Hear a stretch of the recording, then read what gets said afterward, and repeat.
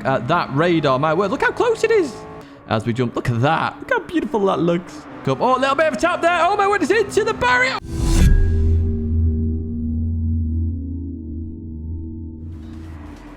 Hello everyone and welcome to the Nations Cup and Bathurst, and probably the best race car in the game if I'm honest.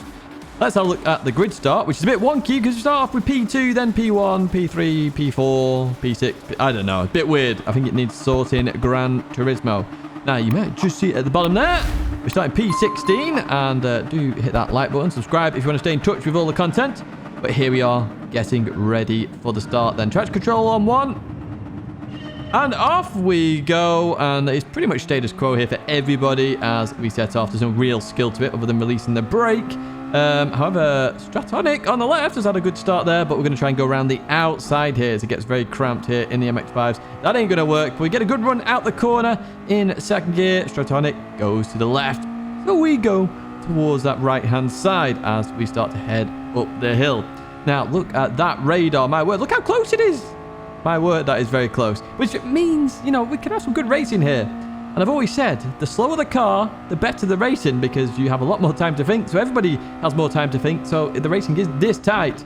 We head into this right-hander. We're just on the inside there. A little bit of a tap from Stratonic. Nothing major. They're just trying to survive. Tom didn't survive there, though. About to get mugged off all those positions as we jump. Look at that. Look how beautiful that looks. TV camera for the win as we see all the races come in. But yeah, Tom got mugged there completely. So we've got the nice line here. We've got a choice here. Sportland into the barrier. Same for the German there, Snova, as we head up the mountain then for the first time of 9 here in the Nations Cup. Oh, a little bit of a tap there. Oh, my word, it's into the barrier.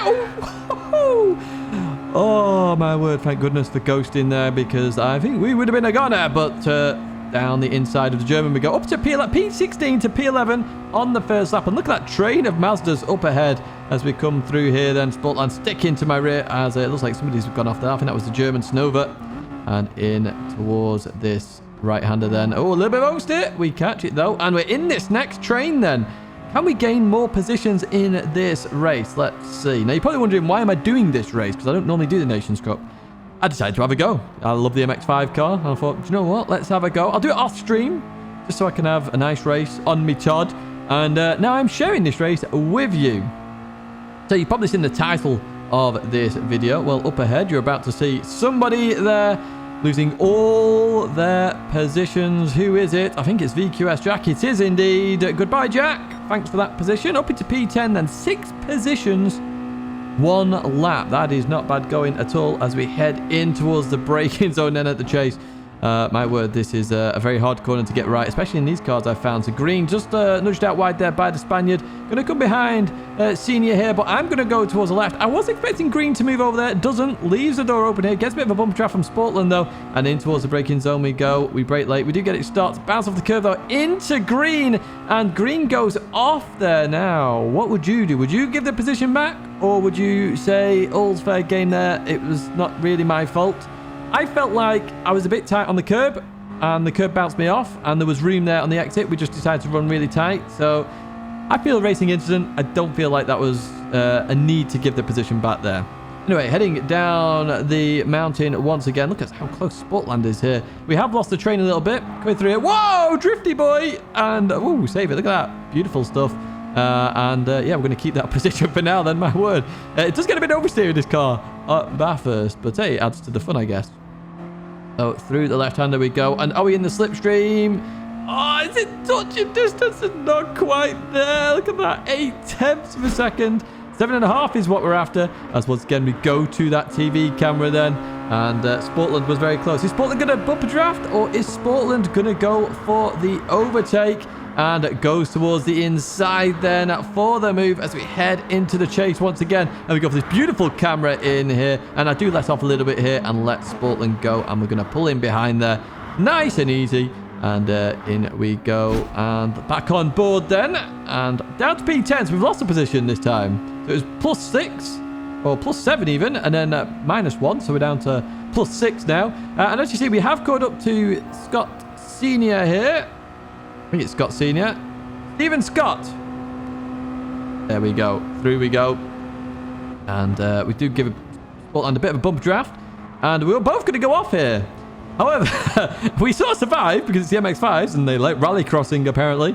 And we're going to weave to get the dirt off our tyres. That's how you get rid of the dirt a little bit quicker if you didn't know. It's still on our tyres at the moment, which is why I break a little bit earlier. Fortunately, Stephen Scott saw that. Sorry, you got your name the wrong way around there. He does have a YouTube channel if you want to check it out. I did have a bit of a lurk after this race to see what was happening. And so fair play to you. As we go into this left-hander then, right behind Sportland. So at this moment in time, I was thinking, okay, let's help Sportland. But then he gets a really good run on my left-hand side here. And kept me tight to here. But I didn't realise how much the track comes across, really. I don't get run tight too often there. As we head down here, though, it's better to do the smart decision here. You can see he's got the run at this moment in time. So I let off the throttle. Let's join the line. Let's not cause an issue here. There's plenty of time to be gained here. 5.5 seconds off the lead. So we can still do well in this race, I think. Still do well with P11 right behind me there. Stratonic, remember, starting next to me as well. So gaining a lot of positions in this race. Going down here then. Oh, he gets it wrong, does Stephen. Stephen gets it wrong. And unfortunately, that's going to be a penalty. And yes, 1 second. And it does mean we've lost the draft to Sportland. I was a bit frustrated there. As you see, I drove a bit weird through Forest Elbow because I was hoping to stay with Sportland because you can see how close P7, P6, P5 are up ahead. But we're going to lose out on that once this penalty is taken. So I do need to work on... Oh, actually, speaking of which, penalties. It looks like Carrie WRX has had a penalty. So, once again, avoid those penalties at this race because you drop all the way to the back. Well, not quite the back this time, but remember that one with Jack all the way to the back. He started near the front. Anyway, in towards the braking zone we go. I'm not sure why we get penalties at the dipper, if I'm honest, because, I mean, you're not really cutting it, are you? You're sort of just going as close to the barrier, which I think is fair. Now, this is very nice of Stephen. He lets me go by here. And he didn't have to. I didn't think there was any need, really. And unfortunately, I get this corner wrong. So I'm actually going to start slowing him up a little bit. And yeah, we're going to head towards turn 1 then. In fact, no, we're not. We're going to skip entirely and head towards Sportland, who also got a penalty on the very next lap. So up into P7. But look how far away we are from P6 now. We saw them so close earlier on, and they are so far away. The question is, can we catch up? We do need some help. Or do we need some help? You see they're fighting up ahead. Well, we didn't need some help. We eventually caught up. In fact, the Spaniard had a penalty themselves. And we do catch up indeed. Through the left-hander we go then. And let's see what we can do here. Can we get the cursed position then? Let's see. So do we overtake here or should we stay behind? Please let me know in the comments what you would have done at this moment in time. Because you're about to see what I'm about to do.